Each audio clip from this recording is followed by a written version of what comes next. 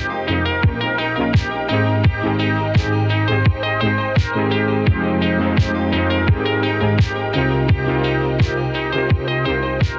vais vous emmener sur des terrains sur un terrain assez différent. Je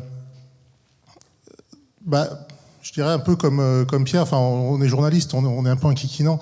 C'est-à-dire j'ai pas non plus répondu à la commande qui m'était faite initialement. Je sais plus qui m'a appelé, c'est Guillaume qui m'a appelé, qui voulait, mais moi je lui ai dit, ça m'intéresse cette question de l'avenir de la recherche scientifique. Enfin, pourquoi est-ce qu'il faut faire de la recherche scientifique? Est-ce que ça a un intérêt? Enfin, c'est autour de ces questions-là. Je lui ai dit, moi je préfère vous parler de ce sur quoi je travaille en ce moment. Et je vais le faire de façon optimiste. Alors mon titre est délibérément optimiste. À partir de ce que des quelques infos que je vais vous donner, vous pourriez conclure autre chose. Bon, ça peut aussi faire l'objet de discussions. Mais voilà, donc c'est délibérément. Alors pourquoi l'Afrique va faire de la recherche fondamentale? Je vais commencer par me placer sur une perspective globale. Vous savez peut-être que depuis le 1er janvier sont entrés en vigueur 17 objectifs de développement durable, donc qui ont été adoptés en septembre dernier par l'Organisation des Nations Unies, l'Assemblée générale de l'ONU. Donc ces 17 objectifs, ils viennent prendre la place, ils viennent succéder aux objectifs du millénaire, donc le millénaire étant largement terminé, donc qui formulaient des objectifs de développement. Donc alors il y en a 17 qui sont eux-mêmes déclinés en plein de sous-objectifs. Je vais pas tous les relever, je vais juste relever ceux qui, à mon sens, et pour rester dans le sujet de la science, qui sont liés fortement à la science. Alors il n'y a pas besoin que de science pour atteindre ces objectifs, évidemment, et certains, on pourrait penser que toute la science intervient dans tous les objectifs, mais on voit bien que, par exemple, l'objectif 2, éliminer la faim, le 3, permettre à tous de vivre en bonne santé. Bon, je résume, il y a des formulations plus longues.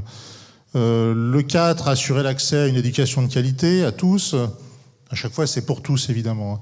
Accès à l'eau et à l'assainissement. Accès à l'énergie propre, peu coûteuse et disponible. Une industrialisation durable et innovation. Et puis, la lutte contre le changement climatique. Le 13e. Le 14e, conservation des océans et de la faune marine. Enfin, des espaces marins, et le 15e, la conservation des écosystèmes terrestres. Donc voilà, vous voyez bien que pour assurer, c'est pas moi qui le dis, c'est l'Assemblée générale de l'ONU, donc c'est nos plus hauts dirigeants, pour assurer le développement durable de la planète, il va falloir de la science. Et d'ailleurs, c'est ce qu'écrit l'UNESCO, qui a publié un rapport sur la science qui s'appelle Toward 2030 en novembre dernier. Bon, il n'y aura pas de développement durable sans science. C'est une profession de foi. Alors, pourquoi l'Afrique? L'Afrique, pourrait dire que c'est en quelque sorte le continent le plus en retard. Ça, c'est un premier constat sur le plan de la science, et pas seulement de la science. J'ai mis quelques chiffres juste pour rappeler. Je vais pas me lancer dans une analyse économique, mais bon, l'Afrique, c'est 54 États indépendants. Enfin, il y en a un 55e qui voudrait bien être reconnu, mais pas tout à fait, par tout le monde. C'est pas mal d'instabilité politique. Enfin bon, on entend souvent parler de coups d'État, de présidents qui veulent se maintenir au pouvoir, etc. Quelques régimes autoritaires aussi. Bon, ça c'est l'aspect politique, c'est un peu à l'emporte-pièce. C'est seulement 5% du PIB, l'Afrique, du PIB mondial, et c'est déjà 15% de la population. Donc on voit déjà là qu'il y a un petit souci. Alors en 2050, ce sera 25% de la population mondiale. Bon. Mais surtout, en 2050, 37% des moins de 20 ans seront en Afrique. Et si on se projette à la fin du siècle, c'est quasiment la moitié des moins de 20 ans qui vivront en Afrique, qui seront des Africains. Alors j'ai mis un petit graphique, parce que bon, mettre quelques images, je ne sais pas si on le voit très bien. C'est juste pour... parce que moi je suis d'une génération où au lycée on apprenait que la bombe démographique elle était en Asie. C'était les Chinois. C'était la Chine, c'était l'Inde éventuellement qui allait rattraper la Chine. On voit bien, donc là c'est les projections de l'ONU. Alors c'est une projection moyenne, on peut discuter, etc. Mais on voit bien que Voilà, à la fin du siècle, l'Afrique a quasiment rattrapé l'Asie. Et comme je l'ai dit, la grosse différence, c'est qu'en Asie, ils seront plutôt vieux, alors qu'en Afrique, ils seront largement très jeunes. Parce que là, je dis la moitié des moins de 20 ans, je ne parle pas des moins de 30 ans et des moins de 40 ans. Les proportions sont vraiment ahurissantes. J'ai envie de dire, déjà, c'est un élément qui va dans le sens de mon annonce de titre, c'est-à-dire que qui peut avoir des idées nouvelles sans faire du jeunisme, sinon les jeunes. En tout cas, il y aura de la matière grise en Afrique. Et de la matière grise qui demandera qu'à être utilisée, qu'à s'employer. Alors je vais souffler le froid un peu. Donc la science en Afrique aujourd'hui, c'est 2,4% des chercheurs dans le monde. Donc je rappelle, 15% de la population. Et c'est, de façon assez cohérente, 2,6% des publications. Sachant que sur ces 2,6%, il y en a quasiment la moitié qui vient des pays d'Afrique du Nord. Donc vous voyez, l'Afrique subsaharienne, il reste 1,4, et sur ce 1,4, il y en a encore la moitié qui vient d'un seul pays, qui est l'Afrique du Sud. J'avais mis une petite image aussi qui montre les proportions disciplinaires. Et aujourd'hui, donc dans ce faible nombre de publications, les domaines les plus étudiés, enfin ceux qui font l'objet le plus de travaux dans les pays africains de façon générale, c'est les sciences de la vie et la médecine, les sciences du sol, juste après l'agriculture, puis alors le reste. Il y a certainement des physiciens des fluides, mais il n'y a pas beaucoup, proportionnellement, il n'y a pas beaucoup de publications en physique fondamentale. Il y a les deux exceptions où les publications sont à peu près équilibrées, c'est les pays les plus avancés économiquement, c'est l'Afrique du Sud et l'île Maurice. Voilà, donc on voit bien qu'il y a aujourd'hui un retard. À titre de comparaison, l'Europe, c'est 11% de la population mondiale, mais ça va pas aller en augmentant. C'est 22% du PIB, c'est aussi en érosion constante.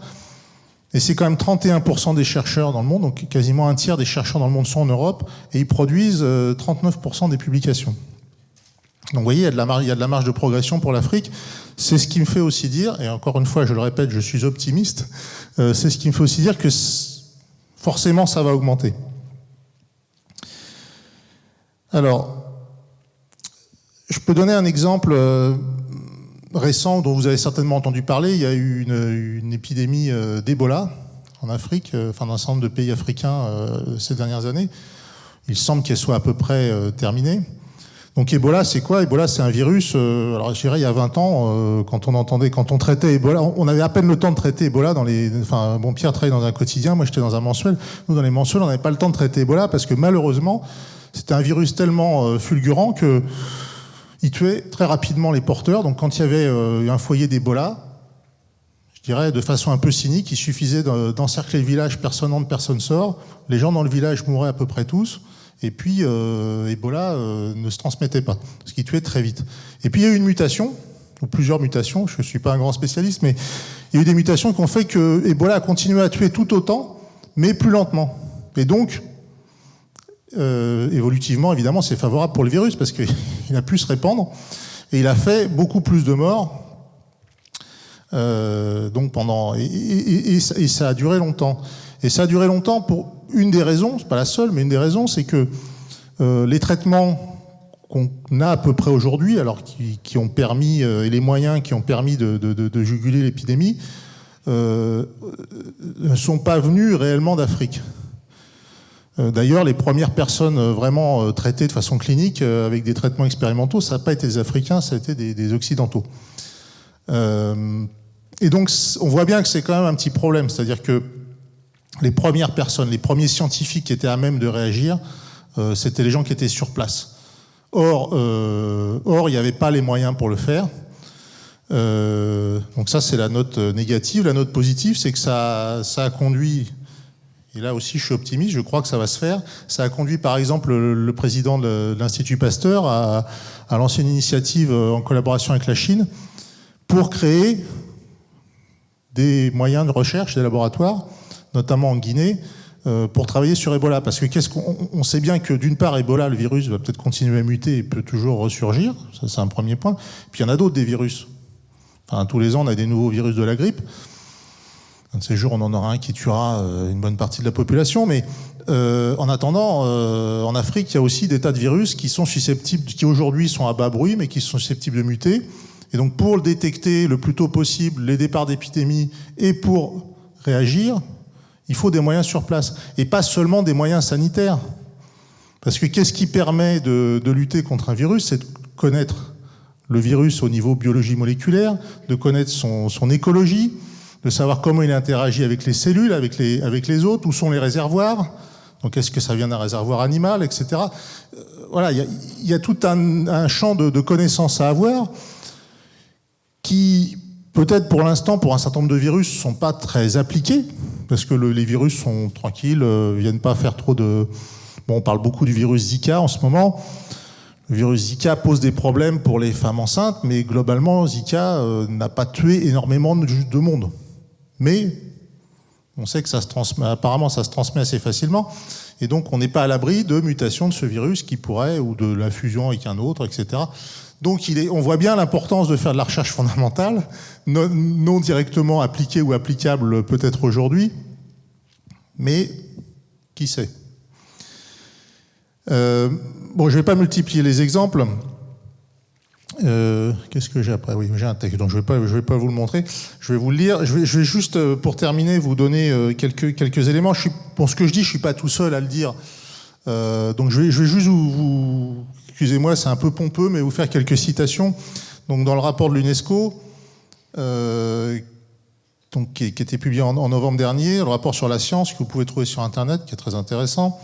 La science fondamentale et la science appliquée sont les deux faces d'une même pièce.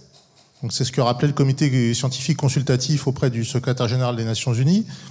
Elles sont interconnectées et interdépendantes et donc se complètent l'une l'autre pour fournir des solutions innovantes aux défis auxquels l'humanité est confrontée sur le chemin du développement durable. Un investissement adapté, bon, c'est ce que j'ai dit tout à l'heure à propos des objectifs de développement durable, un investissement adapté à la fois en sciences fondamentales et en recherche et développement appliqué sera déterminant pour atteindre les objectifs de l'agenda 2030. Donc ça, c'est au niveau international, l'UNESCO. Les Africains ont aussi pris conscience de ça. Et c'est un autre argument que j'avance pour dire que l'Afrique va faire plus de recherche fondamentale. Elle en fait déjà, mais... donc l'Union africaine, dans son plan décennal, dans le rapport préludant à son plan décennal 2014-2024, consacré à la science et la technologie, écrit donc l'agenda 2063, donc il y a un grand plan de l'Union africaine jusqu'en 2063, reconnaît la science, la technologie et l'innovation comme les principaux leviers pour atteindre les objectifs de développement de l'Union africaine et de ses États membres. Donc l'agenda précise que la poursuite de la croissance africaine, la compétitivité et la transformation économique nécessitera des investissements soutenus dans les nouvelles technologies et une innovation continue dans des secteurs tels que l'agriculture, l'énergie propre, l'éducation, la santé et les biosciences. Bon, on retrouve un peu les objectifs de développement durable, évidemment.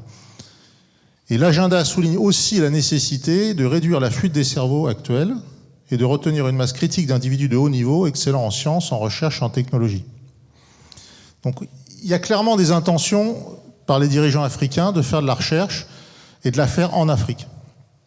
Et je terminerai avec ce qu'on appelle la déclaration de Dakar, qui a été produite en mars dernier à la fin d'une grande réunion scientifique qui était à Dakar, qui était organisée par le Next Einstein Forum, qui est une ONG qui se consacre à la diffusion de la science et au développement de la science en Afrique.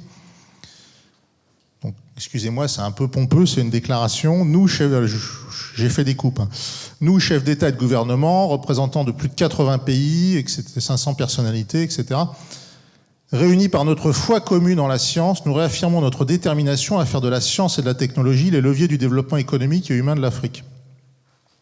Convaincus que seule une jeunesse armée d'une connaissance scientifique du monde sera capable de résister à l'obscurantisme et à son cortège de violence et de discrimination, nous nous engageons résolument à orienter les systèmes éducatifs de nos pays vers les STEAM. Bon, les STEAM, c'est sciences, technologie, informatique, mathématiques.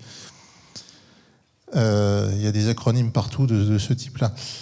Conscience du coût d'une telle orientation de notre système d'enseignement supérieur vers l'estime, nous nous engageons à augmenter les investissements dans la science et la technologie en vue d'atteindre 0,7% du PIB d'ici 2020 et 1% du PIB d'ici 2025. Je ne sais pas si ça rappelle des choses à certaines personnes ici, mais l'Europe a des objectifs de cet ordre-là, un peu plus élevés, mais voilà. Nous nous engageons à former 2 fois plus de diplômés en STI à l'horizon 2025. Bah oui, quand on voit l'augmentation de la population et de la jeunesse, il va bien falloir former les gens. Nous reconnaissons l'utilité des partenariats entre les pays d'Afrique et nous convenons de faire du développement de partenariats intra-africains en matière de sciences une priorité en insistant sur le fait que les partenariats doivent être noués sur la base de l'excellence, de la durabilité et de la qualité. Voilà, alors, vous pouvez me croire ou pas, moi, je pense que, voilà, c'est quelques éléments qui font dire qu'il y a un certain nombre de dirigeants africains, peut-être pas tous, qui ont pris conscience de l'importance de la science, de son développement, qui vont mettre des choses en œuvre. Et voilà, ce que je voudrais juste dire, c'est qu'on, nous avons tous intérêt, nous qui nous intéressons à la science, à regarder de près ce qui s'y passe. Et je dirais que les chercheurs français et européens, de façon générale, ont bien intérêt à regarder ce qui se passe, parce que sans doute, d'ici la fin du siècle, un certain nombre de pays africains seront leaders dans certains domaines. Je citerai juste un dernier exemple qui peut paraître un peu farfelu, mais il va s'ouvrir dans les prochaines années à Kigali, au Rwanda, un centre de recherche en physique quantique fondamentale. Donc pas du tout appliqué, effectivement. Et, enfin, on ne sait pas. On ne sait pas si ça pourra servir un jour à quelque chose. Il y a de la physique quantique dans l'iPhone de Pierre et dans mon Samsung, mais il y en a évidemment, il y en a dans les télécoms, etc. Mais voilà, il y a un pari qui est fait par un certain nombre de gens, notamment par le gouvernement rwandais, mais soutenu par un certain nombre d'organisations internationales, que maîtriser la connaissance, produire la connaissance sur la physique quantique, c'est ça qui permettra peut-être un jour, dans 10 ans, 20 ans, 30 ans, 40 ans, au Rwanda, en l'occurrence, et à la région en tout cas, d'être à même de produire des technologies liées à ces découvertes. Si il y a des technologies qui sont liées à ces découvertes. Et on voit bien que la connaissance, on ne va pas refaire l'histoire des sciences, mais Pierre parlait tout à l'heure de la relativité générale qui s'applique au GPS, par exemple. On voit bien qui a développé la physique fondamentale, hein, notamment depuis la Deuxième Guerre mondiale, où est-ce qu'elle s'est développée principalement, et qui a lancé les satellites GPS. Il n'y a pas de lien direct entre la présence d'Einstein à Princeton et le développement du GPS. J'ai tendance à penser qu'il y a des liens indirects.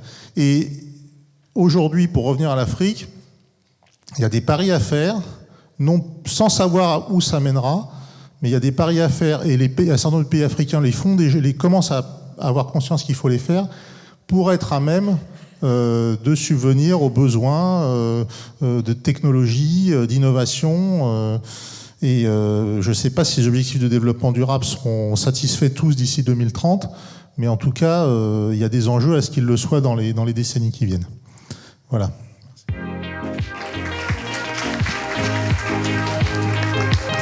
Merci.